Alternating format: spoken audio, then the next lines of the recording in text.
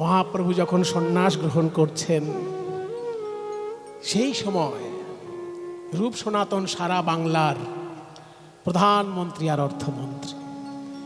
রূপ সনাতনরা তিন ভাই, রূপ গোস্বামী, সনাতন গোস্বামী আর অনুপম। মহাপ্রভু তার নাম রেখেছিলেন বল্লভ। তিন ভাই, এই তিন ভাই মহাপণ্ডিত। সেই যুগে সরকারি চাকরি পাওয়াটা খুব কঠিন ছিল। এখনকার দিনে সরকারি চাকরি পাওয়াটা একটু সহজ হয়ে গেছে, ঘুষ দিতে পারলেই সরকারি চাকরি হয়ে যায়, শুনতে পাচ্ছি চারিদিকে, তাই না? চোখ কান খোলা রাখলেই আমরা দেখতে পাচ্ছি। যদি কারোর পড়াশোনার যোগ নাও থাকে, ঘুষ দেবার জোর থাকলেও সরকারি চাকরি হয়ে যাবার একটা সম্ভাবনা থাকে। কিন্তু চৈতন্য মহাপ্রভুর যুগে ওই সুযোগটি ছিল না। কারণ চৈতন্য মহাপ্রভুর যুগে ছিল রাজতন্ত্র, গণতন্ত্র নয়। রাজা যাকে মনে করবেন শ্রেষ্ঠ ব্যক্তি তাকে চাকরি দেবেন, এবং রাজার পাশে তার পণ্ডিত মণ্ডলী থাকতেন শ্রেষ্ঠ ব্যক্তিকে চিনে নেবার জন্য।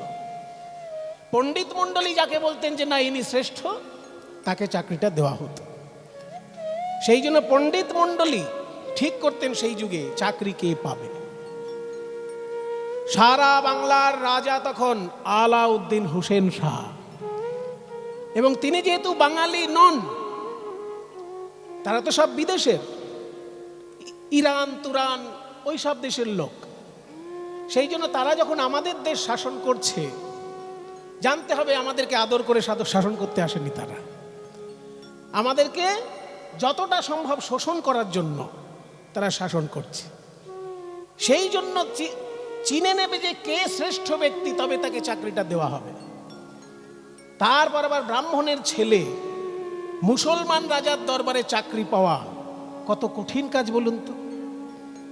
মুসলমান রাজা একটা হিন্দু ব্রাহ্মণকে চাকরি দেবে, এটা কি অত সহজ ব্যাপার?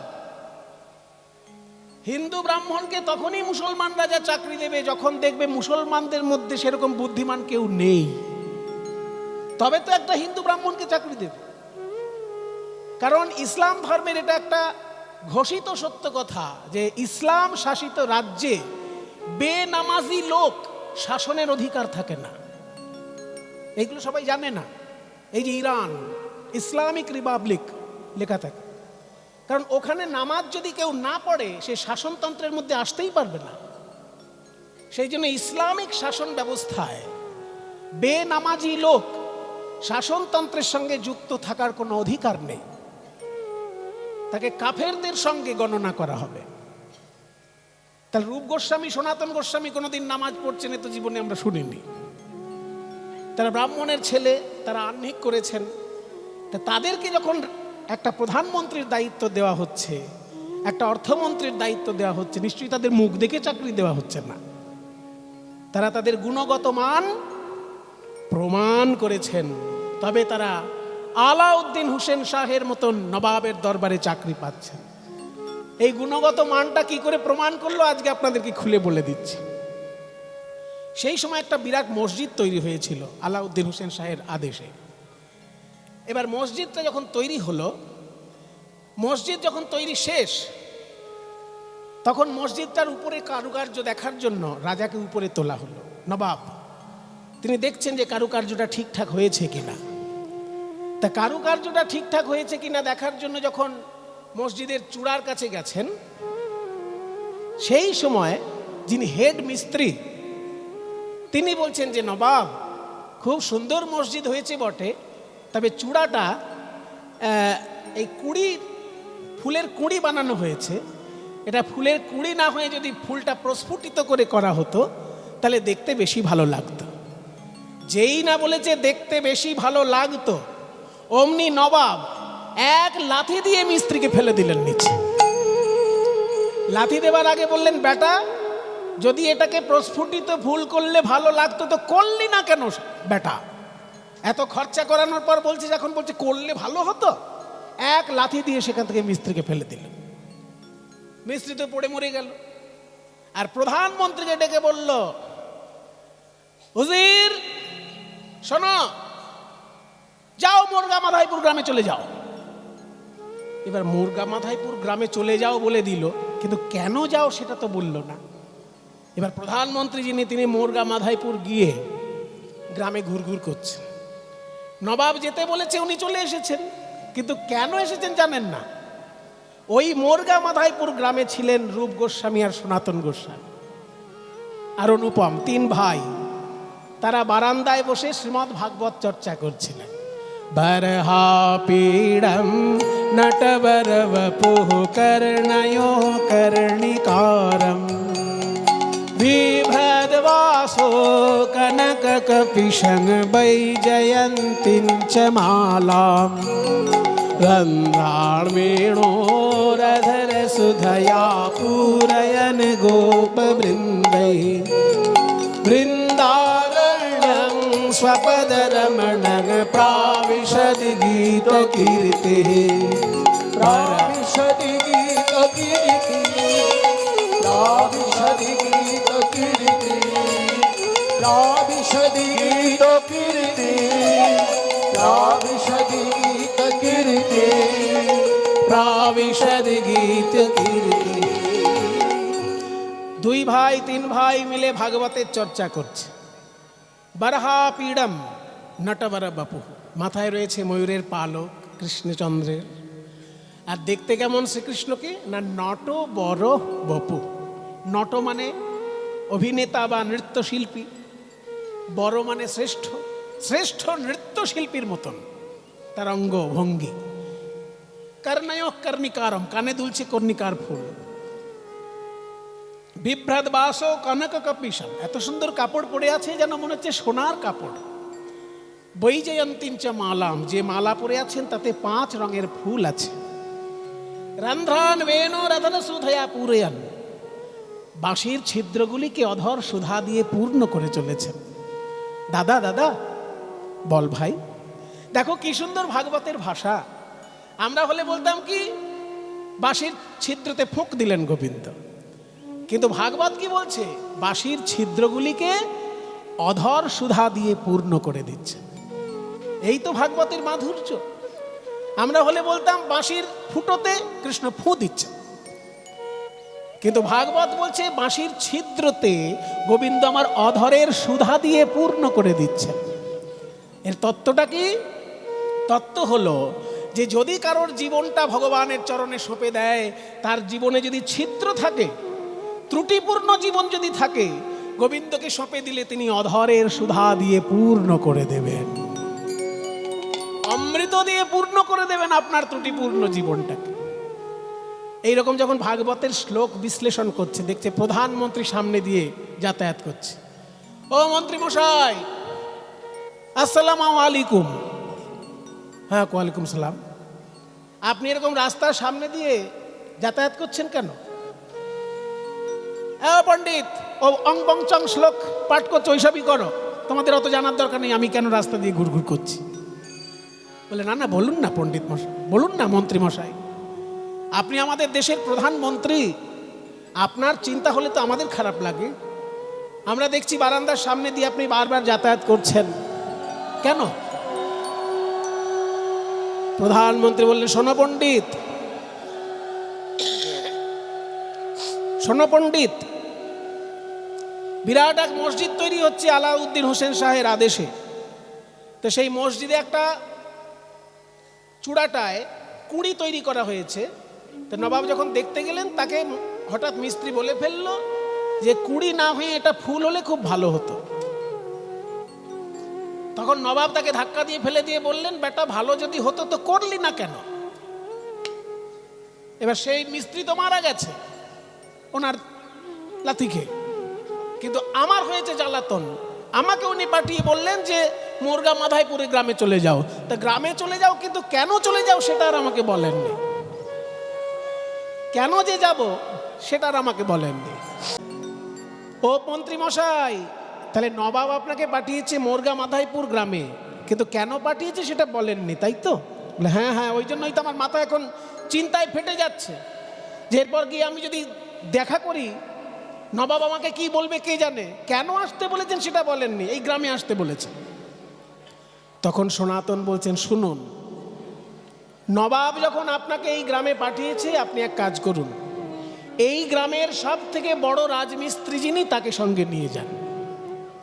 হ্যাঁ হ্যাঁ, রাজমিস্ত্রিকে ধাক্কা দিয়ে ফেলে দিয়েছেন।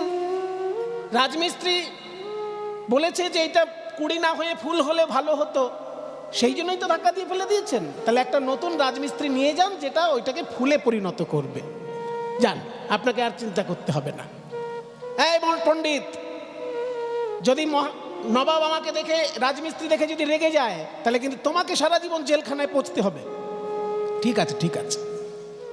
আমার মতন একটা সাধারণ নাগরিক, তার জীবন চলে গেলে কি হয়, কিন্তু আপনি যেভাবে চিন্তা করছেন দেশের জন্য, আপনার চিন্তা দেখে আমার চিন্তা হচ্ছে। যা দোষ হবে আমার হবে। আপনি একজন রাজমিস্ত্রি নিয়ে যান, আপনি আমার কথা বলবেন, যদি নবাব শাস্তি দেন, আমি গিয়ে সেই শাস্তি মাথা পেতে নেব। ঠিক আছে পণ্ডিত, এই পণ্ডিতের নাম ঠিকানা লিখে রাখ। হ্যাঁ, লিখে রেখেছ? চলো। এক প্রধান বড় রাজমিস্ত্রি সঙ্গে নিয়ে নবাবের দরবারে হাজির হলেন সেই পুরনো প্রধানমন্ত্রী। নবাব বলছে, হুজুর, তুমি মোরগা মাথায় পুড়ে গিয়েছিলে, ফিরে এলে? জি হুজুর। আচ্ছা, সঙ্গে কাকে এনেছো? ওই মোরগা মাথায় পুড়ে ওইখানে সব থেকে বড় একজন রাজমিস্ত্রি, ওনাকে ধরে এনেছে। কে আনতে বলেছে তোমাকে রাজমিস্ত্রি? আমি না, আমি না, আমি না, আমি না, আমি আনিনি, আমি আনিনি, ওইখানকার এক পণ্ডিত পাঠিয়েছে। পণ্ডিত পাঠিয়েছে? হ্যাঁ হ্যাঁ হ্যাঁ, পণ্ডিতের নাম ঠিকানা লিখে এনেছি হুজুর। ঠিক আছে, ওই পণ্ডিতকে সসম্মানে হাতির পিঠে চাপিয়ে আমার কাছে নিয়ে এসো। এই হচ্ছে চাকরি পাওয়ার ইতিহাস রূপ সনাতনের। ওই পণ্ডিতকে হাতির পিঠে চাপিয়ে আমার রাজদরবারে নিয়ে এসো, কারণ তুমি আমার প্রধানমন্ত্রী। আমি তোমাকে বললাম মোরগা মাথাইপুর চলে যাও, কিন্তু কেন যাও সেটা আমি মুখে বলিনি, আর তুমি ওই গ্রামে গিয়ে ঘুরঘুর করছো। অথচ ওই গ্রামে এমন বুদ্ধিমান পণ্ডিত আছে, যিনি আমার মনের কথা বুঝতে পেরে তোমাকে বলেছেন রাজমিস্ত্রি সঙ্গে নিয়ে যান। কাজেই আমার মুখের কথা না জেনে আমার মনের কথা যে বুঝতে পারবে, সেই তো আমার প্রধানমন্ত্রী হবার উপযুক্ত মানুষ। সে হিন্দু না ব্রাহ্মণ না মুসলমান আমি দেখব না। আমার দেশের কল্যাণের জন্য আমার মনের কথা যে না বলতেই বুঝে যায়, সেই হবে আমার প্রধানমন্ত্রী। তাই সেদিন থেকে সনাতন গোস্বামী হলেন সারা বাংলার প্রধানমন্ত্রী। আর তার পরিবারটাকে এতই ভালো লেগে গেল আলাউদ্দিন হোসেন শাহের, যে তার ভাই, মেজ ভাই রূপ গোস্বামীকে করে দিলেন অর্থমন্ত্রী, আর ছোট ভাই অনুপমকে করে দিলেন সচিব। এই তিনটে বিভাগ তিনজনকে দিয়ে তারা রাজকর্মচারী হয়ে গেল সেদিন থেকে। সারা বাংলার প্রধানমন্ত্রী সনাতন, সারা বাংলার অর্থমন্ত্রী রূপ গোস্বামী, আর সচিব মহাশয় হচ্ছেন অনুপম। এই তিন ভাই নবাবের সেবা করেন, কিন্তু তারা তলে তলে খবর পেয়েছেন যে নবদ্বীপে নাকি একটা ছেলে জন্ম নিয়েছে, তার নাম নিমাই পণ্ডিত। সে নাকি অনেক সমাজ সংস্কারের কাজ করেছে এবং অবশেষে সে নাকি সন্ন্যাসী হয়ে পুরীধামে চলে গেছে। তাই সনাতন আর রূপের মনে খুব দুঃখ যে নিমাই পণ্ডিতকে আমরা সরাসরি দেখতে পেলাম না। রাজকর্মচারী হয়ে, প্রধানমন্ত্রী হয়ে, অর্থমন্ত্রী হয়ে বাস করছি, কোনোদিন কি তাকে দেখতে পাবো না? কোনোদিন কি তিনি আমাদেরকে দেখা দেবেন না? এই চিন্তা করে তিন ভাই আলাউদ্দিন হোসেন শাহের রাজকর্মচারী হয়ে, প্রধানমন্ত্রী, অর্থমন্ত্রী হয়ে দেশের সেবা করছেন। আর মহাপ্রভু সন্ন্যাস নিয়ে যখন দ্বিতীয়বার এলেন বাংলায়, সেই সময় তিনি বৃন্দাবন যাবার ইচ্ছা প্রকাশ করলেন। আর এই বৃন্দাবন যাবার সময় তিনি নবদ্বীপ থেকে সোজা একদম ঝাড়খণ্ড হয়ে বৃন্দাবন যাবেন ভেবেছিলেন, মানে মালদা হয়ে ওই দিক থেকে বিহারের উপর দিয়ে বৃন্দাবন যাবেন ভেবেছিলেন। তা মালদা হয়ে যখন বৃন্দাবন যাবেন ভেবেছেন, সেই সময় মালদায় মহাপ্রভু রূপ সনাতনকে দেখা দিয়েছিলেন। এখনকার দিনে যেটা মালদা, তখনকার দিনে বলা হতো গৌড়, গয়ৌকার ডয় শূন্য গৌড়। আর এই গৌড়ই ছিল তখনকার দিনের রাজধানী। বর্তমানে যেমন বাংলার দুটো রাজধানী, একটা হচ্ছে কলকাতা আর একটা হচ্ছে ঢাকা। তখনকার দিনে গোটা বাংলার রাজধানী একটাই ছিল, সেটা হচ্ছে গৌড়, যাকে আমরা মালদা বলে জানি। সেই গৌড়ে তখন রাজবাড়ি এবং প্রধানমন্ত্রী সনাতন, অর্থমন্ত্রী রূপ গোস্বামী মহাপ্রভু চলেছেন সেই গৌড় হয়ে বৃন্দাবন যাবেন বলে। কৃষ্ণ কেশব কৃষ্ণ কেশব কৃষ্ণ কেশব পাহি মাম, রাম রাঘব রাম রাঘব রাম রাঘব রক্ষ মাম। কৃষ্ণ কেশব কৃষ্ণ কেশব কৃষ্ণ কেশব পাহি মাম, রাম রাঘব রাম রাঘব রাম রাঘব রক্ষ মাম। কৃষ্ণ কেশব কৃষ্ণ কেশব কৃষ্ণ কেশব পাহি মাম, কেশব কৃষ্ণ কেশব কৃষ্ণ কেশব পাহি মাম, রাম রাঘব রাম রাঘব রাম রাঘব রক্ষ মাম। কেশব কৃষ্ণ কেশব কৃষ্ণ কেশব পাহি মাম, রাম রাঘব রাম রাঘব রাম রাঘব রক্ষ মাম। রাম রাঘব রক্ষ মাম, রাম রাঘব রক্ষ মাম। কৃষ্ণ কেশব পাহি মাম, রাম রাঘব রক্ষ মাম।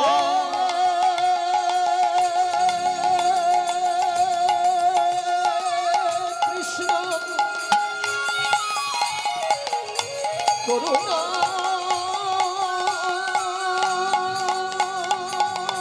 সিন্ধু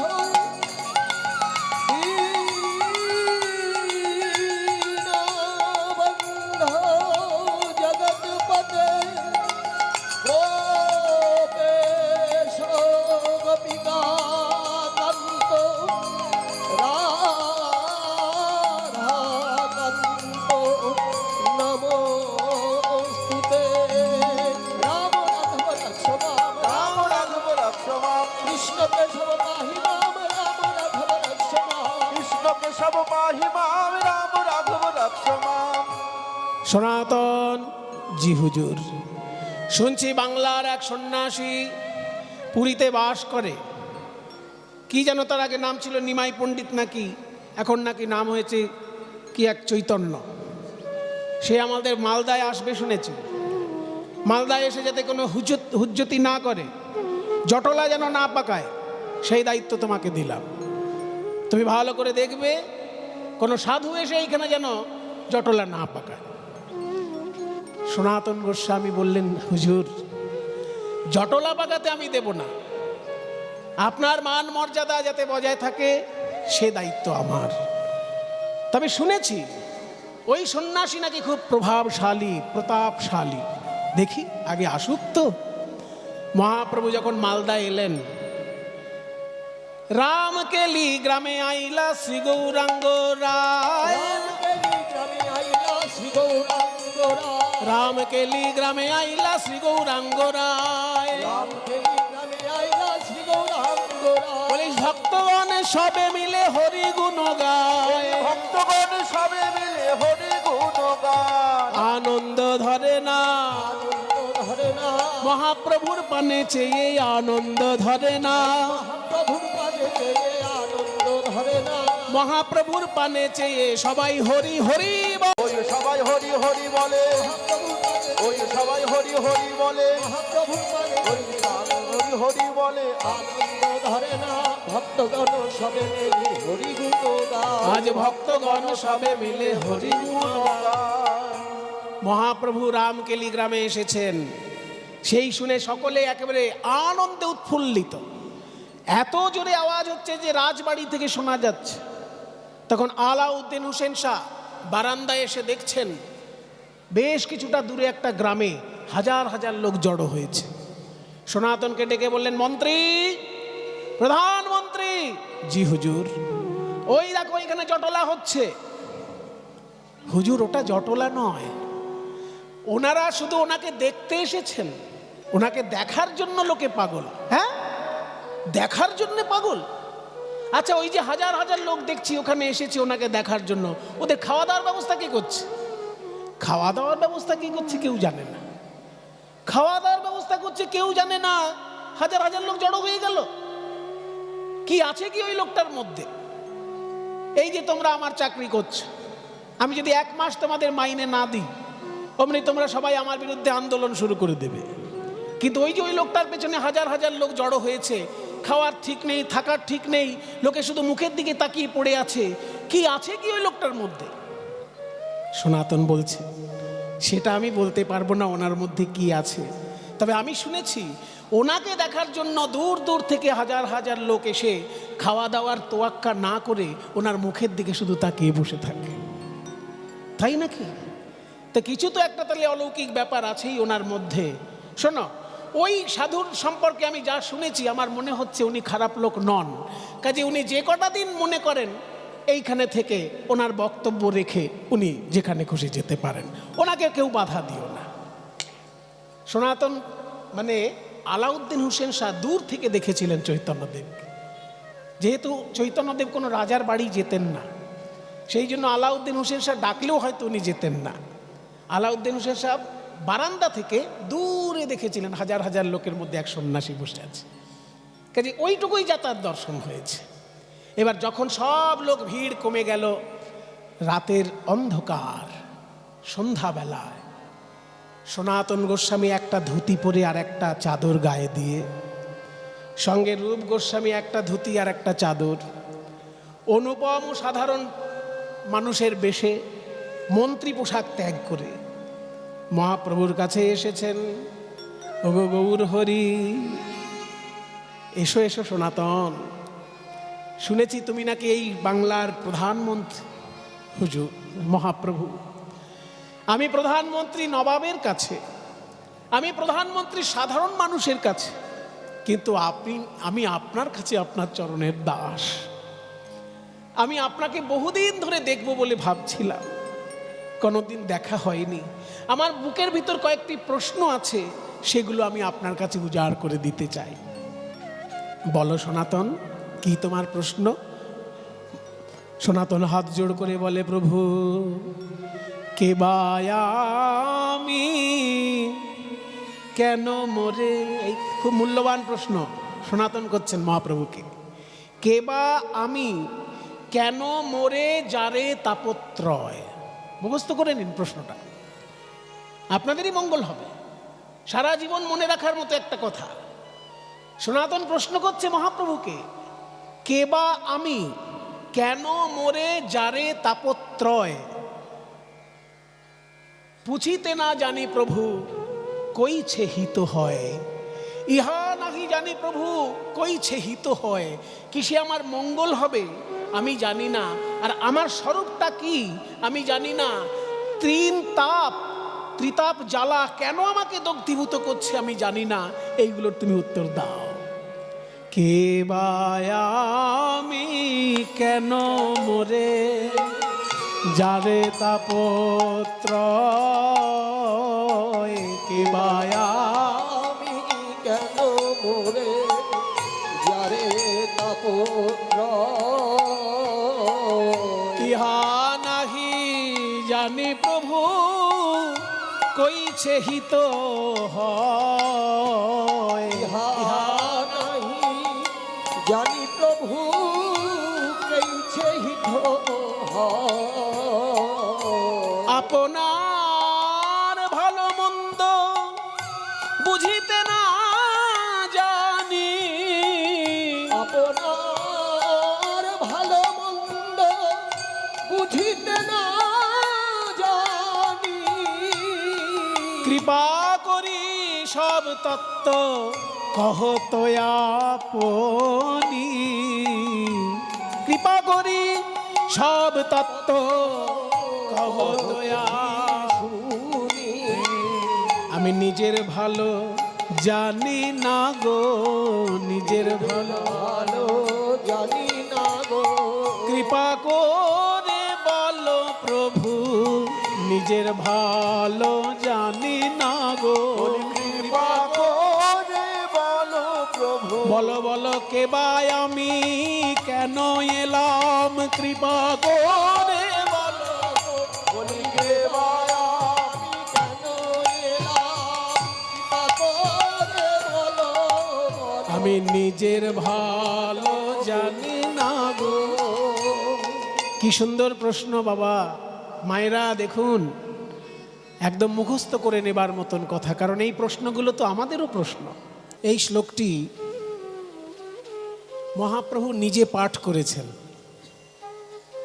মজার ব্যাপার, মহাপ্রভুর নিজের সম্পর্কে লেখা শ্লোক, এবং পাঠ করে তিনি যে খুব একেবারে নিজের প্রশংসা শুনে খুশিতে একদম গদগদ তা কিন্তু হননি। এই শ্লোক রচনা হয়েছিল একটি গ্রন্থের সমর্পণের বাণী হিসেবে। যেমন কেউ কোনো বই লিখলে উৎসর্গ করে না। মনে করুন আপনি একটা ভালো বই লিখলেন, এবার আপনি আপনার মায়ের নামে উৎসর্গ করলেন যে পূজনীয়া মাতার করকমলে। উৎসর্গ বইয়ের প্রথম পাতায় দেখবেন লেখা থাকে। যে যাকে শ্রদ্ধা করে বা যে যাকে ভালোবাসে তার উদ্দেশ্যে বইটা উৎসর্গ করা হয়। উপযুক্ত পাত্র হিসেবে অনেক সময় উৎসর্গ করা হয়। যেমন তাসের দেশ নামক একটি নৃত্যনাট্যের রবীন্দ্রনাথ উৎসর্গ করেছিলেন নেতাজি সুভাষচন্দ্র বসুকে, যে পোড়া দেশে যাতে একটা নতুন কিছু চিন্তাভাবনা আবির্ভাব ঘটাতে পারে, সেই জন্য তাসের দেশটি নেতাজি সুভাষের উদ্দেশ্যে উৎসর্গ করেছিলেন রবীন্দ্রনাথ ঠাকুর। ঠিক তেমনি শ্রীরূপ গোস্বামী একটি নাটক রচনা করে সেই নাটকের মঙ্গলাচরণ শ্লোকে চৈতন্য মহাপ্রভুকে স্মরণ করছেন। নাটকটি লিখছেন রাধাকৃষ্ণের লীলা বিষয়ক, কিন্তু স্মরণ করছেন চৈতন্যদেবকে মঙ্গলাচরণ হিসেবে। অর্থাৎ আমরা ধরে নিতে পারি তিনি নাটকটি চৈতন্যদেবকেই উৎসর্গ করছেন। সেই জন্য নাটকের মঙ্গলাচরণ শ্লোক হিসেবে এই শ্লোকটি শ্রীরূপ গোস্বামী লিখেছেন। আর নাটকটি যখন চৈতন্যদেবকে পড়তে দেওয়া হলো, তখন চৈতন্যদেব পুরো নাটকটি পড়ার পর এই নিজের সম্পর্কে শ্লোকটা দেখে বিরক্ত হয়ে রূপ গোস্বামীকে বলেছিলেন যে তুমি এক কলসি দুধে একটু গোচনা ফেলে দিয়েছ। তুমি রাধা কৃষ্ণের লীলা লিখবে, সেখানে আমার প্রশংসা সূচক বাক্য লেখার কি দরকার ছিল? এই জন্য মহাপ্রভু এই শ্লোকটি পাঠ করে রূপ গোস্বামীকে বরং বকাই দিয়েছিলেন যে তুমি লিখেছো ভালো, খুব সুন্দর রাধাকৃষ্ণের নাটক লিখেছ, কিন্তু সেখানে আমার প্রশংসামূলক এই শ্লোক তুমি কেন লিখতে গেলে? আবার ঘোরাঘুরি বেশি করো না ভাই, একরকম রেখে দাও, কর্কশ যেন না হয়ে যায় আওয়াজ। হ্যালো হ্যালো, হ্যাঁ ঠিক আছে, এটাই থাক। রাধাকৃষ্ণ সম্পর্কে তুমি লিখছো নাটক, সেখানে আমার সম্পর্কে কেন শ্লোক এবং আমার প্রশংসা সূচক, যার জন্য এক কলসি দুধে তুমি একটু গোচনা ফেলে দিয়েছো। তার মানে রাধাকৃষ্ণ বিষয়ক লীলা গ্রন্থে তুমি আমার প্রশংসা করে যেন অপবিত্র করে ফেললে নাটকটাকে, এইটা বলতে চেয়েছেন মহাপ্রভু। এবার কি আর করবেন?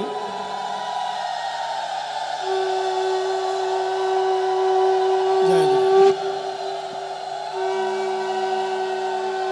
জয় গুরু। রূপ গোস্বামী মহাপ্রভুর ভৎসনা হাসি মুখে মেনে নিলেন, কিন্তু কি করা যাবে প্রভু, আমি লিখে ফেলেছি, আর তো মুছে দিতে পারি না, লিখে ফেলেছি আপনার উদ্দেশ্যে একটা শ্লোক। তখন স্বরূপ দামোদর মহাপ্রভুর অন্তরঙ্গ বন্ধু, তিনি রূপ গোস্বামীকে ডেকে বলছেন, শোনো শোনো, ও নিমাই তোমাকে যাই বলুক, আমার কাছে শোনো তুমি আসল কি কাজটা করেছ। নিমাই বলেছে রাধাকৃষ্ণ লীলায় চৈতন্যের বর্ণনা করে তুমি যেন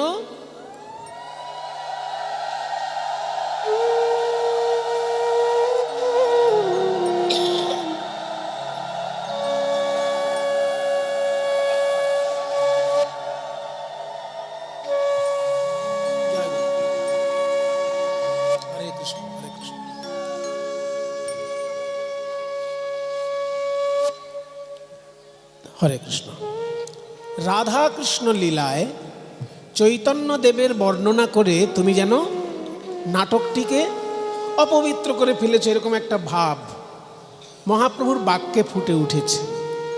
এক কলসি দুধে একটু গোচনা ফেলে দিয়েছে, এটাই তো বলেছে। ওটা মহাপ্রভুর কথা, মহাপ্রভুর জন্যই রেখে দাও।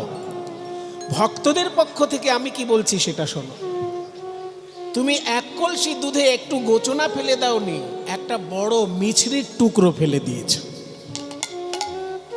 দুধে যদি মিছরির টুকরো ফেলা যায়, তাল মিছরির টুকরো, তাহলে দুধের দুটো কাজ হয়। এক, দুধের ভিতর যদি কোনো দোষ থাকে সেই দোষটা কেটে যায়। দুধের তো দোষ থাকে, দুধ খেলে গ্যাস হয়। দেখবেন দুধ খেলে যাদের পেটে গন্ডগোল আছে, যাদের পেটে গন্ডগোল কম তাদের গ্যাস হয় না, কিন্তু যাদের পেটে একটু গন্ডগোল আছে তাদের দুধ খেলে গ্যাস হয়। তাহলে দুধের যে ত্রুটিগুলো আছে, দোষগুলো আছে, সেই দোষটা দূরে যায়। মিছরি দেওয়া দুধ খেলে কিন্তু গ্যাস কম হবে। কাজেই দুধে যদি এক টুকরো তাল মিছরি ফেলে দেওয়া যায় তাহলে দুটো কাজ হয়। দুধের দোষ থাকলে সেটা কেটে যায়, আবার দুধটা সুস্বাদু হয়ে ওঠে। দুধটা যতটা মিষ্টি, তাল মিছরি এসে যুক্ত হওয়ার জন্য আরো মিষ্টি হয়ে গেল। কাজেই দুধের দোষও কেটে যায়, আবার দুধটা সুস্বাদু হয়ে ওঠে যদি দুধে তাল মিছরি দেওয়া যায়। তো চৈতন্যদেব বলেছেন যে তুমি এক বালতি দুধে গোচনা ফেলেছো, ওটা ওনার কথা, ওনার কাছে রেখে দাও। আমাদের তরফ থেকে বলছি শোনো, এই রাধা কৃষ্ণ লীলায় চৈতন্য মহাপ্রভু বর্ণনা করে তুমি যে কাজটা করেছো, এক কলসি দুধে এত বড় একটা তুমি মিছরির টুকরো ফেলে দিয়েছো। তাতে দুধের দোষও কেটে গেল, আবার দুধটা সুস্বাদুও হয়ে উঠল। এই সেই শ্লোক, যে শ্লোকটা আমি বললাম আপনাদেরকে। অনার্পিত চরিং চিরাত করুণায়াবতীর্ণঃ কলো সমর্পয়িতুমোন্নত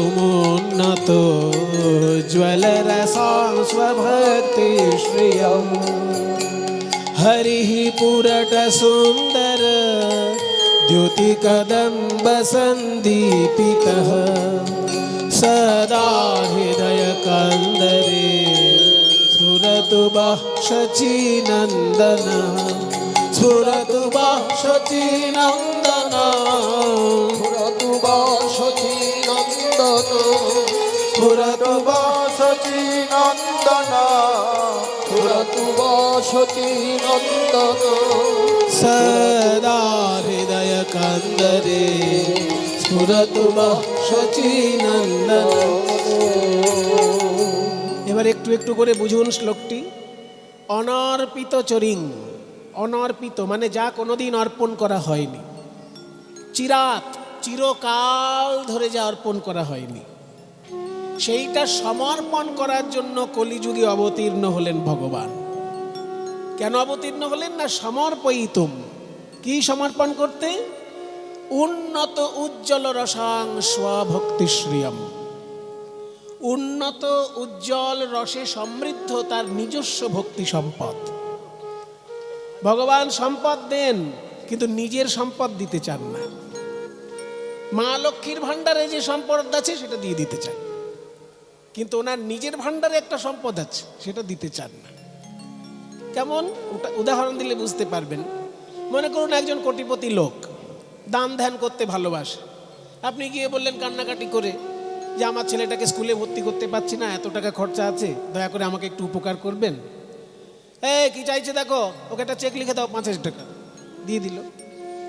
কোটিপতি লোক একটা 5,000 টাকা চেক লিখে দিলে কিছু অসুবিধা হয় না, কিন্তু সেই গরিব মানুষটি যদি ওই কোটিপতিকে বলে যে আপনি বিয়েতে শ্বশুরের কাছে যে সোনার আংটিটা পেয়েছিলেন ওইটা আমাকে দিন, সেটা দেবে কখনো? বাট এক থাপ্পড় দিয়ে ভাগিয়ে দেবে গরিবকে। তোর পয়সা লাগবে, তুই পয়সা নে, আমি বিয়েতে যে শ্বশুরের কাছে যেটা আংটি পেয়েছি আশীর্বাদ স্বরূপ, সেটা তোকে দিতে যাবো কোন দুঃখে বেটা, ভাগ এখান থেকে, তাই না? কাজে এই কোটিপতি লোক যদি কিছু দান করে, সে ব্যাংকের অ্যাকাউন্ট থেকে দান করবে। আশীর্বাদ স্বরূপ যেটা সোনার চেন পেয়েছে বা সোনার আংটি পেয়েছে বিয়েতে, শ্বশুর বাড়ির জিনিস, সেটা কেউ দেয়? ওটা তার কাছে এত মূল্যবান যে কেউ চাইলে পাবে না। ঠিক তেমনি ভগবানের হৃদয়ে এক প্রকারের সম্পদ আছে যার নাম প্রেম। কেউ যদি ভগবানের কাছে হাত জোড় করে বলে আমি এটা চাই, ওটা চাই, সেটা চাই, ভগবান দিয়ে দেবেন, কিন্তু প্রেম তিনি কাউকে দিতে চান না। কৃষ্ণ যদি ফিরে কভু ভক্তি মুক্তি দিয়া, প্রেম কভু নাহি দেন রাখেন লুকাইয়া। রাখেন লুকাইয়া। স্বর্গীয় সুধীর চন্দ্র মণ্ডলের বাড়িতে আজ এই মহতী হরিবাসর। তারই দুই সন্তান, বড় সন্তান, ছোট সন্তান, আজ কীর্তন আচার্য, কীর্তন সম্রাট, যাই বলবো তাতেই ওনাকে কম বলা হবে। ওনাকে উত্তরীয় পরিয়ে এবং ছোট্ট একটি পুষ্পস্তবক দিয়ে আমরা স্বাগত জানাবো।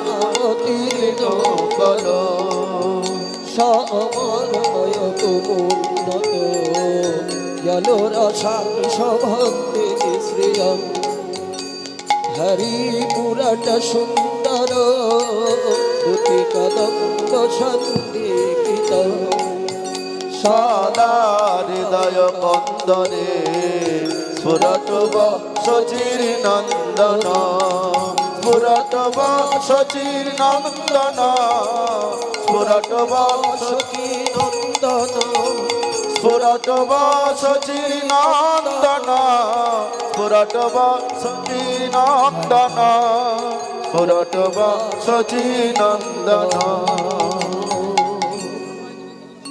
আচ্ছা, মৌমিতা ঘোষ যিনি কীর্তন গান করলেন, তার গাড়ির সামনে বেশ কয়েকটি বাইক রয়েছে বলে তার গাড়িটা বেরোতে পারছে না। যাদের বাইক ওনার গাড়ির সামনে আছে আপনারা একটু যান, গিয়ে বাইকগুলো একটু সরিয়ে দিন যাতে উনি গাড়ি নিয়ে বেরোতে পারেন। আমার আগে যিনি কীর্তন পরিবেশন করলেন মৌমিতা ঘোষ, ওনার গাড়ির সামনে কয়েকটি বাইক রাখার জন্য গাড়িটা বেরোতে পারছে না। যাদের বাইক ওই গাড়ির সামনে আছে তারা একটু যান, গিয়ে সরিয়ে দিন যাতে ওনার গাড়িটা বেরিয়ে যেতে পারে। জয় গুরু। তাহলে ভগবানকে যদি কেউ বলে হে ঠাকুর সারা রাত্রি জেগে আমি তোমার কীর্তন শুনবো, আমার যেন কিছু অর্থ উপার্জন হয়, ভগবান খুব খুশি হন। যাক বাবা, একে দুটো পয়সা দিলে অন্তত আমার দায় শোধ হলো। আমার মেয়েটার বিয়ে হচ্ছে না, যেন ঠাকুর মেয়েটার বিয়ে হয়ে যায়। ঠিক আছে ঠিক আছে, হয়ে যাবে। ঠাকুর আমার যেন স্বর্গপ্রাপ্তি হয়, হয়ে যাবে। কিন্তু যদি কেউ বলে ফেলে ঠাকুর আমি সারা রাত্রি তোমার কীর্তন শুনবো, তোমার কাছে যে প্রেম আছে সেই প্রেম যেন আমি পাই, অমনি কৃষ্ণ বলবেন আবার ওদিকে হাত বাড়ানো কেন বাবা? ওইটা বাদ দিয়ে অন্য কিছু চাও না? হ্যাঁ, গাড়ি চাও, বাড়ি চাও, জায়গা জমি চাও, ছেলের চাকরি চাও, মেয়ের ভালো স্বামী চাও, বা অসুস্থ আছো সুস্থ হবার জন্য বাসনা করছো, করো, কিন্তু প্রেম কেন চাইছো? সেই জন্য বলছে কৃষ্ণ যদি ফিরে কভু ভুক্তি মুক্তি দিয়া। ভুক্তি মানে ভোগ, আর মুক্তি মানে মোক্ষ, দুটোই লাগে। কিন্তু শুধু ভোগ যদি করে যায় কেউ, তাহলে মনুষ্য জন্ম তার পরিপূর্ণভাবে সার্থক হয় না। ভোগ এবং মোক্ষ, মোক্ষ ভোগের ব্যালেন্স রাখে। যদি শুধু ভোগের মধ্যে দিয়ে কারোর জীবন কেটে যায়, তাহলে কিন্তু তার জীবনটা সম্পূর্ণ জীবন নয়। ভোগের সঙ্গে যদি তার মোক্ষের সাধনা না থাকে, তাহলে অসম্পূর্ণ জীবন। ওই জন্য ভোগ এবং মোক্ষ এই দুটো। মাইক কিন্তু বারবার ঘোরাঘুরি করছে ভাই, কানে অসুবিধে হচ্ছে। একরকম সাউন্ড রাখো না, নানা রকম আওয়াজ কেন বার করছো? ভোগ এবং মোক্ষ, কেউ যদি ভোগ চায়, ভোগ দু রকমের হয়, ইহলৌকিক ভোগ আর পারলৌকিক ভোগ। ইহলৌকিক ভোগ মানে এসি গাড়ি, এসি বাড়ি, সুন্দর শাড়ি, সুন্দর গয়না, দামি দামি সুস্বাদু খাবার, এগুলো হচ্ছে ইহলৌকিক ভোগ। আর পারলৌকিক ভোগ, পারলৌকিক ভোগ হচ্ছে স্বর্গে গিয়ে দেখবো অপ্সরা নৃত্য করছেন কত সুন্দর, ওটা পারলৌকিক ভোগ। ইহলৌকিক ভোগ হচ্ছে এই জগতে যে ভোগ আমরা করতে পারি, আর পারলৌকিক ভোগ হচ্ছে স্বর্গের যে সুখ। এই দুটোকেই বলে ভোগ।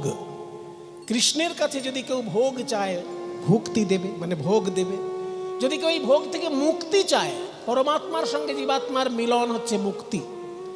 এই মুক্তিও যদি কেউ চায়, মায়ার বন্ধন থেকে যদি কেউ মুক্তি চায়, ভগবান মুক্তিও তাকে দেবেন, কিন্তু প্রেম কভু নাহি দেন রাখেন লুকাইয়া।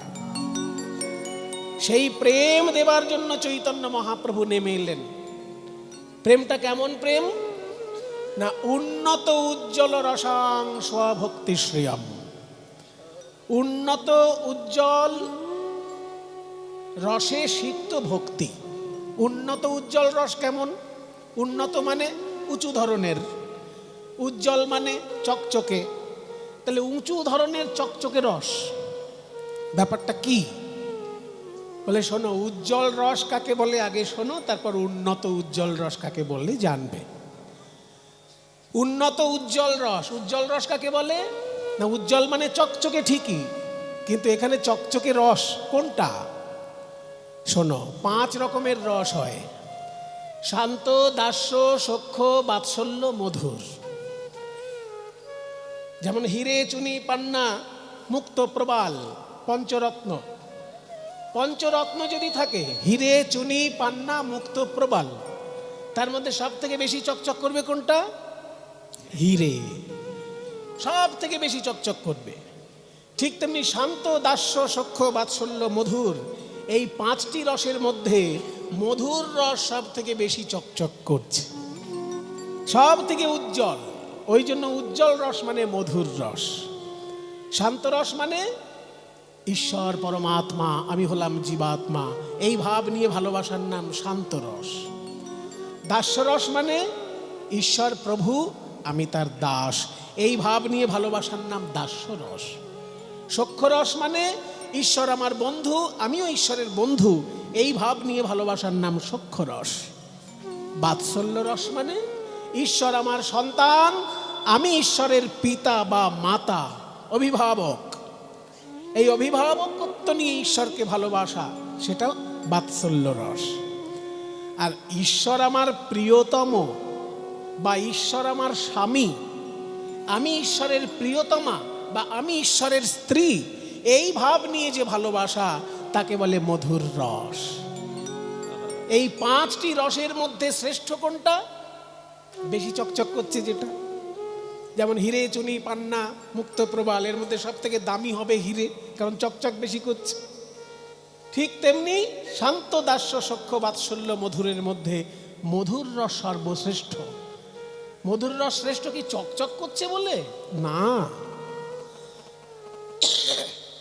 মধুর রস শ্রেষ্ঠ এই কারণে যে মধুর রসে সর্বস্ব দিয়ে সেবা করার সুযোগ থাকে, যা অন্য রসে থাকবে না। শান্ত, দাস্য, সখ্য, বাৎসল্য পর্যন্ত সেবা করার একটা সীমা থাকে, কিন্তু মধুর রসে সীমাহীন সেবা। সেই জন্য মধুর রস হচ্ছে অন্য সমস্ত রসের থেকে শ্রেষ্ঠ। এই মধুর রস সম্পর্কে লোকের ধারণা ছিল ওই সিনেমার নায়ক নায়িকার মধ্যে যে মধুর রস, ওটাই বোধহয় শ্রেষ্ঠ। কিন্তু চৈতন্যদেব এসে বললেন, না ভাই, সিনেমার নায়ক নায়িকার যে মধুর রস দেখছো, ও তো আশেপাশে পাড়াতে ছড়াছড়ি সেই মধুর রসের, রাস্তাঘাটে অলিতে গলিতে মধুর রসের ছড়াছড়ি। কিন্তু এই মধুর রস অনুন্নত মধুর রস, কারণ এই মধুর রস মায়ার অন্তর্গত। মায়ার ঊর্ধ্বে যে মধুর রসের অবস্থান, সেটাকে বলবো উন্নত মধুর রস। যে মধুর রস সিনেমার পর্দায় দেখছো, যে মধুর রস পাশের বাড়িতে দেখছো, যে মধুর রস নিজের বাড়িতে দেখছো, এ সবই মধুর রস। স্বামী স্ত্রীর প্রেম বা প্রিয়তম প্রিয়তমার প্রেম, এটাই তো মধুর রস।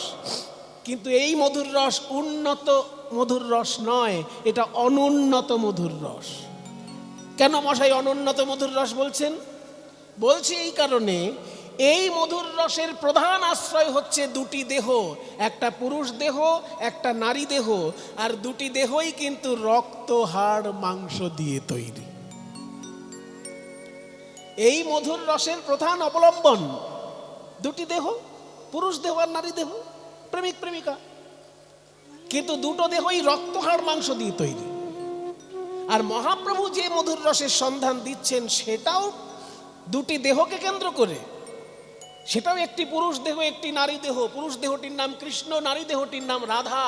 কিন্তু সেই দুটি দেহ রক্ত হাড় মাংস নয়, সৎ চিত আনন্দ দিয়ে গড়া।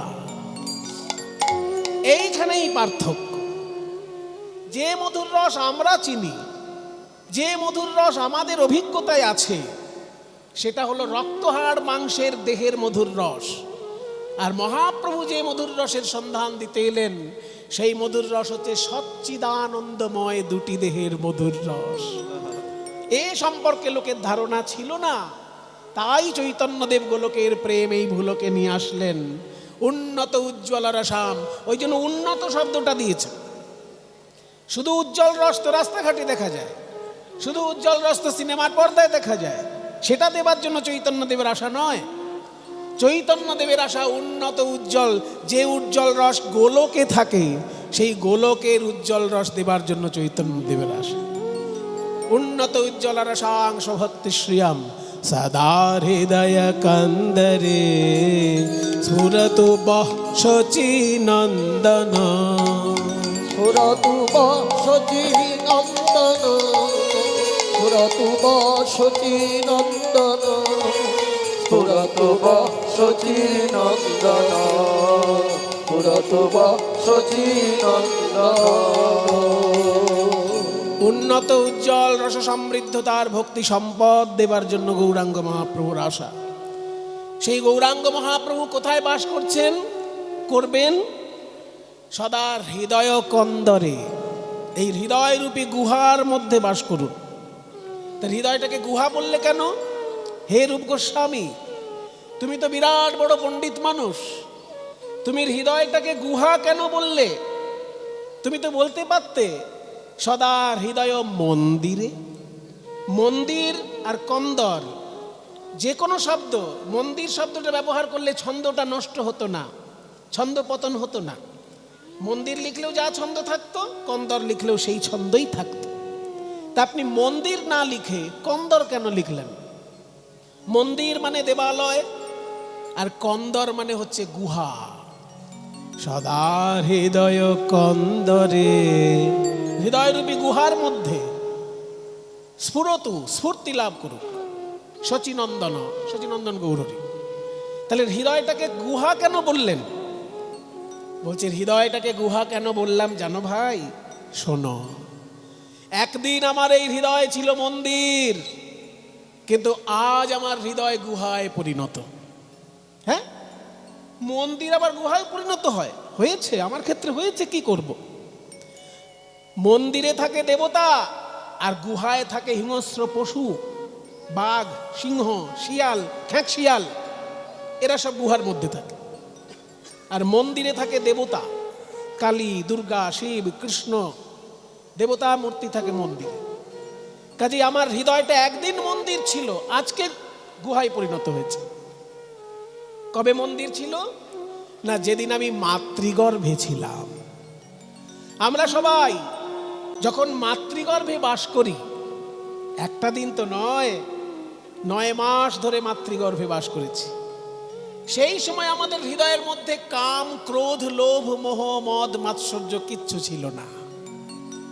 তাই মাতৃগর্ভে যখন আমার এই দেহটি ছিল, তখন আমার হৃদয়টি ছিল মন্দির।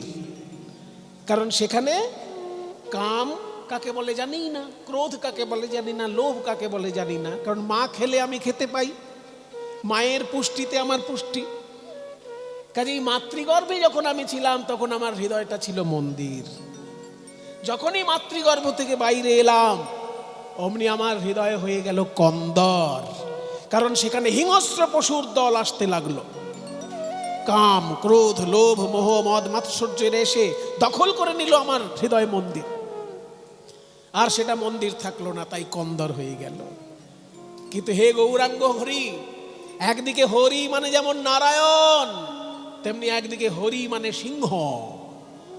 তুমিই তো একবার নরসিংহ রূপ ধারণ করেছিলে, অর্ধেকটা মানুষ অর্ধেকটা সিংহ হয়ে প্রহ্লাদকে দিয়েছিলে ভক্তির রাজত্ব, তার বাবাকে হত্যা করেছিলে। কাজেই তুমি সিংহ। ওই গৌরাঙ্গ রূপী সিংহ যদি আমার এই হৃদয় গুহায় বাস করে, তাহলে এই ফালতু যত পশুর দল, তারা কেউ আর এখানে আসতে পারবে না। তাই গৌরাঙ্গরূপী সোনার সিংহ সদা হৃদয় কন্দরে স্ফুরতু, সব সময় আমার হৃদয়ে স্ফূর্তি লাভ করুক আমার গৌরাঙ্গরূপী সোনার সিংহ। সোনা দিয়ে তৈরি সিংহ। গৌরাঙ্গকে সিংহ বলা হচ্ছে কারণ শ্রেষ্ঠ বোঝাতে আমরা সিংহ বলি। পশু বনের রাজা সিংহ, তাই রাজা বোঝাতে সিংহ বলা হয়। তো গৌরাঙ্গ মহাপ্রভু এখানে হরি শব্দে সম্বোধন করা হচ্ছে। এখানে হরি মানে যেমন একদিকে নারায়ণ হয়, আবার হরি মানে একদিকে সিংহ হয়। তাই তুমি সোনার সিংহ রূপে আমার এই হৃদয় গুহায় বাস করো দেখি, তাহলে এই কাম, ক্রোধ, লোভ, মোহ, মদ, মাৎসর্য, এই যে ছোটখাটো পশুর দল, ওরা কেউ আর আসতে পারবে না। আর একটা মজার জিনিস দেখুন, শ্লোকের শেষে চৈতন্য মহাপ্রভু যে নামটা নির্বাচন করলেন রূপ গোস্বামী, সেই নামটা কিন্তু গৌরাঙ্গ বললেন না, গৌর বললেন না, বিশ্বম্ভর বললেন না, চৈতন্যদেব বললেন না, বললেন কি শচীনন্দন। শচীনন্দন শব্দটা বলাতে গৌরাঙ্গ মহাপ্রভুকেও প্রণাম করা হলো, আবার গৌরাঙ্গ মহাপ্রভুর মাকেও স্মরণ করা হলো। এত বড় রত্ন যিনি পৃথিবীকে উপহার দিলেন, সেই শচী মাকে যদি আমরা শ্রদ্ধা না জানাই, আমরা তো অকৃতজ্ঞ হয়ে যাব। তাই রূপ গোস্বামীর শব্দ নির্বাচন দেখুন। গৌরাঙ্গ মহাপ্রভুকে প্রণাম জানাতে গিয়ে গৌরাঙ্গ বললেন না, চৈতন্যদেব বললেন না, নিমাই বললেন না, গৌর বললেন না, বিশ্বম্ভর মিশ্র বললেন না, বললেন শচীনন্দন। সদা হৃদয় কন্দরে স্ফুরতু বঃ শচীনন্দন। স্ফুরতু বঃ শচীনন্দন, স্ফুরতু বঃ শচীনন্দন, স্ফুরতু বঃ শচীনন্দন, স্ফুরতু বঃ শচীনন্দন। সদা হৃদয় কন্দরে স্ফুরতু বঃ শচীনন্দন। এই যে সংস্কৃত শ্লোকটি শুনলেন রূপ গোস্বামী পাদের লেখা। এই রূপ গোস্বামী এবং সনাতন গোস্বামী সম্পর্কেই আজকে আমরা একটু জানব। দেখুন এইখানে তাদের চিত্র বিরাজ করছে কীর্তনের আসরে। সবাই মিলে একবার বলুন দেখি, হাত জোড় করে সবাই মিলে একবার বলুন, জয় রূপ সনাতন ভট্ট রঘুনাথ, ভট্ট রঘুনাথ, শ্রীজীব গোপাল ভট্ট, দাস রঘুনাথ, দাস রঘুনাথ। এই ছয় গোসাইয়ের করি, এই ছয় গোসাইয়ের করি চরণ বন্দ, চরণ বন্দনা। যাহা হইতে যাহা হইতে বিঘ্ন না, বিঘ্ন না, অভীষ্ট পুর, অভিষিত পুর। এই ছয় গোসাই যবে, এই ছয় গোসাই যাবে ব্রজে কইলেন বা, ব্রজে কইলেন বা। রাধা কৃষ্ণ নিত্য লীলা, নিত্য লীলা করিলেন প্রকাশ, করিলেন প্রকাশ। এই ছয় গোসাই যবে, এই ছয় গোসাই যাবে করুণা করিবে, করুণা করিবে। ব্রজে রাধা কৃষ্ণ সেবা, কৃষ্ণ সেবা অবশ্য পাইবে, অবশ্যই পাইবে। তাহলে এই যে ছয় জনের শ্রীমূর্তি দর্শন করুন, বৈরাগ্যের বেশ, অথচ বিরাট বড় রাজ কর্মচারী, কেউ জমিদার পুত্র, হ্যাঁ, আর কেউ রাজার ছেলে নয়, জমিদার পুত্র নয়, রাজ কর্মচারী নয়, কিন্তু বিরাট বড় পণ্ডিত। দক্ষিণ ভারতের বিরাট বড় পণ্ডিত গোপাল ভট্ট। ছয় গোস্বামীর মধ্যে রূপ গোস্বামী আর সনাতন গোস্বামী সব থেকে বড় রাজ কর্মচারী। মানে কি, সারা বাংলার তখন প্রধানমন্ত্রী আর অর্থমন্ত্রী ছিলেন তারা। প্রধানমন্ত্রী আর অর্থমন্ত্রী গোটা বাংলার। গোটা বাংলা বলতে আমি বোঝাতে চাইছি শুধু পশ্চিমবঙ্গ নয়, পশ্চিমবঙ্গ, বাংলাদেশ, এই বিরাট এলাকাটা নিয়ে তখন একটা বাংলা, আর সেই বাংলার প্রধানমন্ত্রী ছিলেন সনাতন গোস্বামীপাদ। তাঁরা যখন চৈতন্যদেবের সংস্পর্শে এলেন, তাদের ওই বিরাট বিপুল বৈভবের জগৎ ত্যাগ করে, ত্যাগের পথ অবলম্বন করে মানুষের কল্যাণের জন্য কঠোর সাধনা করলেন। তাদেরকে যদি আমরা স্মরণ মনন না করি, তাহলে আমরা এই নরজন্মটা ধন্য করব কি করে? সেই জন্য আজকে আমরা এই 6 গোস্বামীর মধ্যে রূপ এবং সনাতন এই 2 গোস্বামীর গুণগাথা শ্রবণ করব। পদকর্তা কি বললেন? যদি গৌরাঙ্গ না হইতো কি মেনে হইতো, কেমনে ধরিতাম দে, রাধার মহিমা প্রেম রস সীমা, জগতে জানাতো কে? রাধার মহিমা প্রেম রস সীমা, রাধার মহিমা প্রেম রস সীমা, বল জগতে জানাতো কে, বল জগতে জানাতো কে? রাধার মহিমা প্রেম রস সীমা, রাধার মহিমা প্রেম রস সীমা, বল জগতে জানাতো কে, বল জগতে জানাতো কে? মধুর বৃন্দা বিপিন মাধুরী, মধুর বৃন্দা। রাধারানীর মহিমা জগতে কে জানাতো? যদি না আসতেন চৈতন্য মহাপ্রভু এবং তার পার্ষদগণ, কে জানাতো রাধারানীর মহিমা? মধুর বৃন্দা বিপিন মাধুরী, বৃন্দাবনের মাধুরী বা কে জানাতো? এই যে মধুর বৃন্দা বিপিন মানে মধুর বৃন্দাবন, তার মাধুরী, মাধুর্য। যেহেতু বৃন্দাবনের মাধুর্যের কথা বলছি, ওই জন্য যে সুরটা গাইছি, এই রাগটির নাম বৃন্দাবনী সারং। রাগটি যে সুরটা চলছে, এই সুরটার নামও কিন্তু, রাগটার নামও বৃন্দাবনী সারং। মধুর বৃন্দা বিপিন মাধুরী, মধুর বৃন্দা বিপিন মাধুরী, পা মা মরে রে মা মরে সারে সারে নিসা নিসা রে মারে সা নিসা নিসা রে মা মা মা মা মারে সারে নিসা নিসা রে মা মরে রে মা পা নি নি মা পা নি নি নি নি মা পা নিসা রে সারে রে মা সারে নিসা মারে জানি সা মারে জানি সা রে সারে জানি সা সা নি নি বাবা রে সা নি নি বাবা মামা রে সারে নি সা। মধুর বৃন্দা বিপিন বৃন্দাবন বিপিন মাধুরী, মধুর বৃন্দা বিপিন মাধুরী, তাতে প্রবেশ চাতুরী প্রবেশ বিপিন মাধুরী, প্রবেশ চাতুরী বৃন্দাবনের মাধুর্য কেউ জানতো না, আর বৃন্দাবনে প্রবেশের যে চাতুরী, ও মায়েরা, বৃন্দাবন দর্শন আর বৃন্দাবন প্রবেশ এক জিনিস নয়। পকেটে পয়সা থাকলে আপনি গাড়ি করে বৃন্দাবন ঘুরে চলে আসতে পারেন, কিন্তু বৃন্দাবনে প্রবেশ করতে পারবেন না। এখানে প্রবেশ মানে কি বোঝাচ্ছি? মনে করুন কারো যদি পকেটে পয়সা থাকে, সে কলেজ স্ট্রিটে যাবে, ক্যালকাটা ইউনিভার্সিটি দেখে চলে আসবে।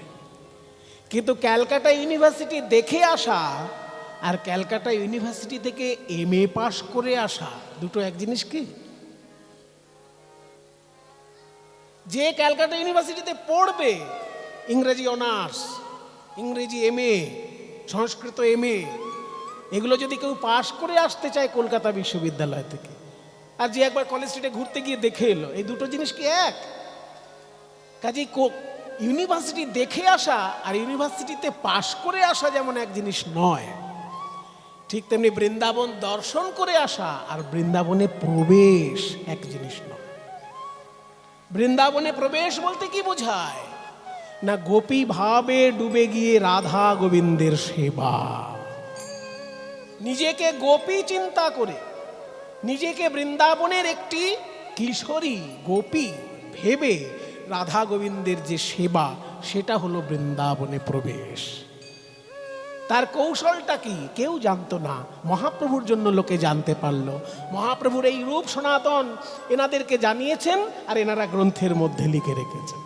মধুর বৃন্দা বিপিন মাধুরী, মধুর বৃন্দা বিপিন মাধুরী, মধুর বৃন্দা বিপিন মাধুরী, প্রবেশ চাতুরী আর বড় যুবতী ভাবের ভকতি, বড় যুবতী ভাবের ভকতি, জানার শকতি হইত কার, শকতি হইত কার। ওই বড় যুবতী ভাবের ভকতি, জানার শকতি হইত কার, শকতি হইত কার।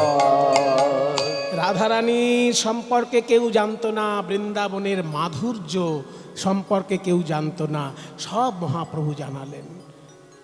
তাই বলি ভাই, গাও গাও পুন গৌরাঙ্গের গুণ, গাও গাও পুন গৌরাঙ্গের, তোমরা গাও গাও পুন গৌরাঙ্গের গুণ, গাও গাও পুন গৌরাঙ্গের, তোমরা গাও, তোমরা গাও, তোমরা গাও, তোমরা গাও, গাও তোমরা গাও, তোমরা গাও, তোমরা গাও, তোমরা গাও, তোমরা গাও, তোমরা গাও, তোমরা গাও,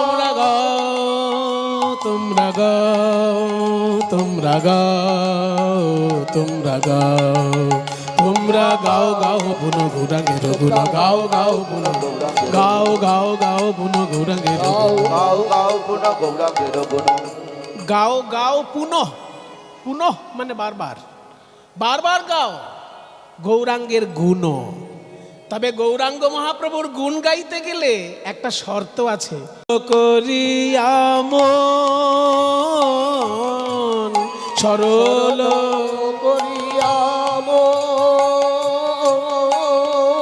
আস্তে, মনের মধ্যে যদি জিলিপির প্যাঁচ থাকে তাহলে গৌরাঙ্গের গুণে গিয়ে কোনো লাভ নেই ভাই। ও শুধু বুলি আওড়ানো হবে।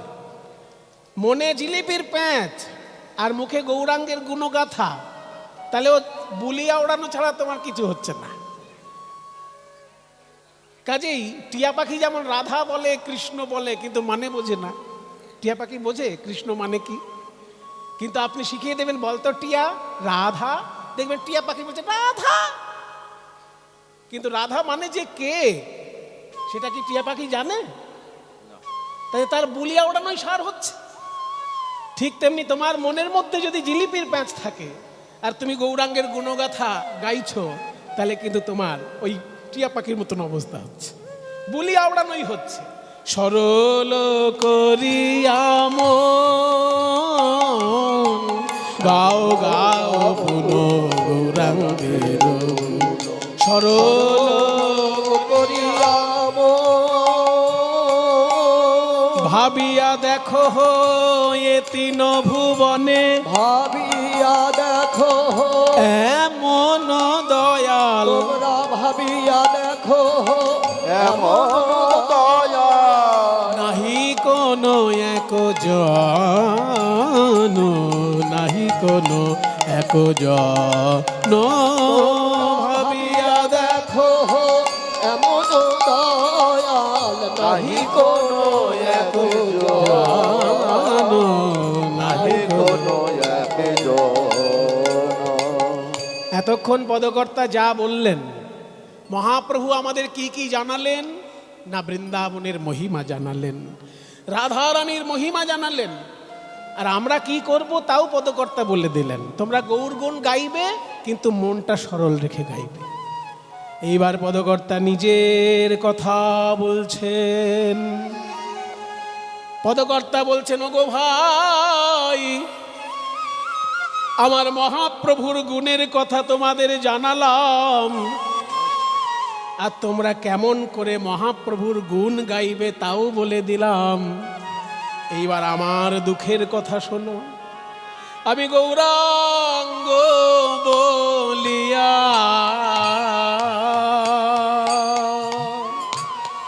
না গেলাম গলিয়া,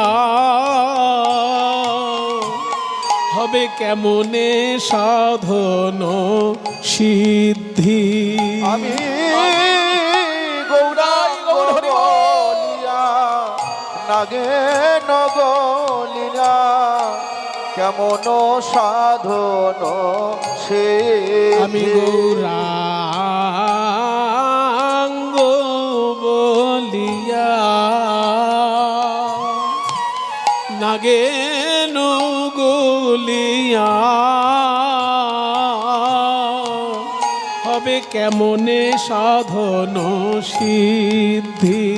আমি গৌরাঙ্গ বলিয়া না গেলাম গলিয়া, হবে কেমন সাধন সিদ্ধি। বাসু ঘোষ হিয়া পাষাণ দিয়া,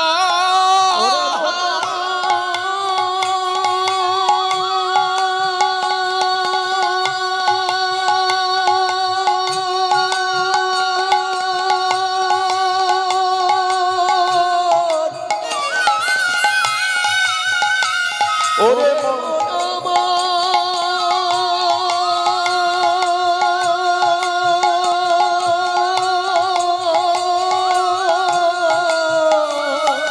বাসু ঘোষ হিয়া পাষাণ দিয়া, বাসু ঘোষ হিয়া পাষাণ নদিয়া গড়িয়াছে কোন বিধিরে,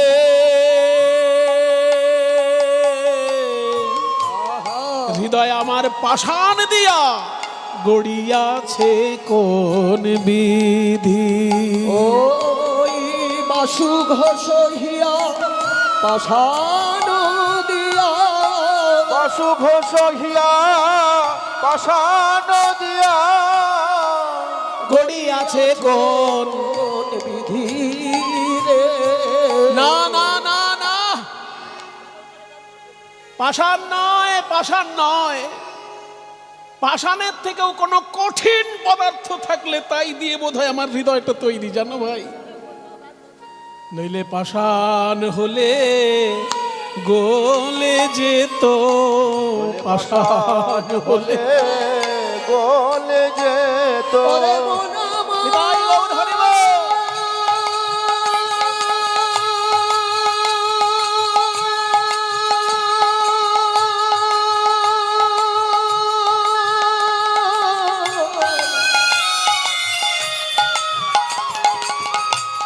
রে হৃদয় গৌর হরি বল, গৌর হরি বল।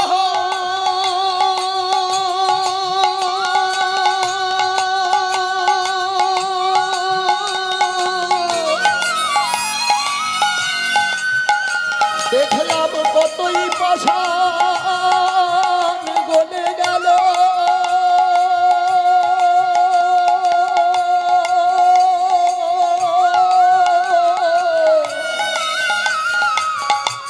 ওই নবদ্বীপার নীলাচলে আমার মহাপ্রভুর লীলার গুণে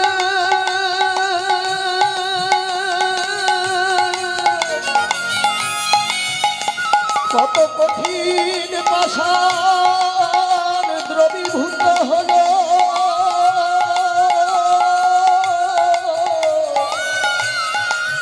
আমার হৃদয় পাষাণ গলল না রে, ওরে মন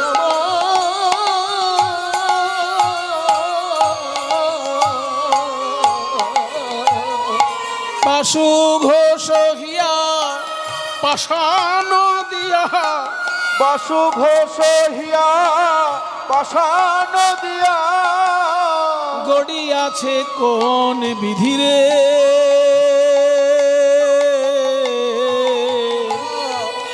গড়িয়াছে কোন বিধি, পাষাণ দিয়া গড়িয়াছে কোন বিধি রে, হৃদয় আমার পাষাণ দিয়া গড়িয়াছে কোন, পাষাণ দিয়া গড়িয়াছে গড়িয়াছে কোন বিধি রে, পাষাণ দিয়া গড়িয়াছে কোন বিধি রে, পাষাণ দিয়া গড়িয়াছে কোন হৃদয় আমার পাষাণ দিয়া গড়িয়াছে। পদকর্তা বাসুদেব ঘোষ একটি মারাত্মক কথা বললেন যে গৌরাঙ্গ মহাপ্রভুর মহিমা তো বললাম, তোমরা কিভাবে গৌরাঙ্গের গুণগাথা গাইবে তাও বললাম, কিন্তু আমার কথাটা কি জানো, আমার হৃদয়টা এত কঠিন পদার্থ দিয়ে তৈরি যে পাথরের থেকেও কোনো কঠিন পদার্থ দিয়ে আমার হৃদয় তৈরি, তা না হলে কত পাষাণ গলে গেল এই পুরীধামে আর নবদ্বীপে, কিন্তু আমার হৃদয় পাষাণ গলল না।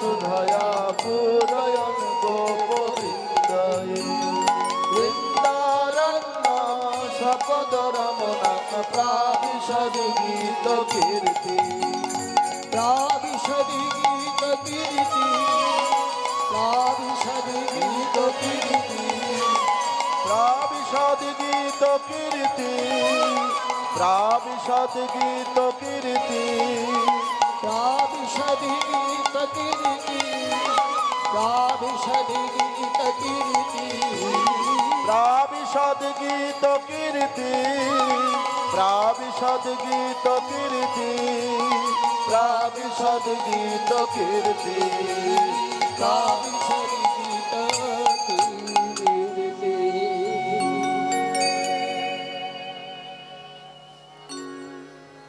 জয় নিতাই। এনারা যে উপহার রাধা কৃষ্ণের শ্রীবিগ্রহ যা দান করলেন, ওনারা বৃন্দাবনের একজন বিশেষ মহারাজের আশ্রিত, আমি তার চরণে প্রণাম জানাই। ওনাদের এই উপহার সেই বৃন্দাবন রাধাকুণ্ডের মহারাজের আশীর্বাদ স্বরূপ আমি মনে করছি। নিতাই গৌর প্রাণ কৃষ্ণ বাবা। প্রাণকৃষ্ণ দাস মহারাজ রাধাকুণ্ড, 113 বছর বয়স ওনার, 6 গোস্বামী গুরু পরম্পরা উনি। কাজেই এই আশীর্বাদ আমি ওনার আশীর্বাদ বলেই মনে করছি। উনি আমার প্রণাম গ্রহণ করুন। জয় গুরু।